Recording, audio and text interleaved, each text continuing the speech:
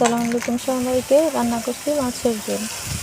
মাছগুলো ভেজে নিলাম, পেঁয়াজগুলো দিয়ে দিলাম, হলুদের গুঁড়ো, লবণ, এখন সামান্য রসুন বাটা দিয়ে দিলাম। কিছুক্ষণ নেড়ে হলুদের গুঁড়ো, মরিচের গুঁড়ো, জিরার গুঁড়ো, ধনিয়ার গুঁড়ো দিয়ে দিলাম। ভালো করে কষিয়ে নেব। এখন দিয়ে দেবো মাছগুলো। সামান্য পরিমাণ পানি দিয়ে এটাকে হালকা আছে আমি কিছুক্ষণ রাখবো।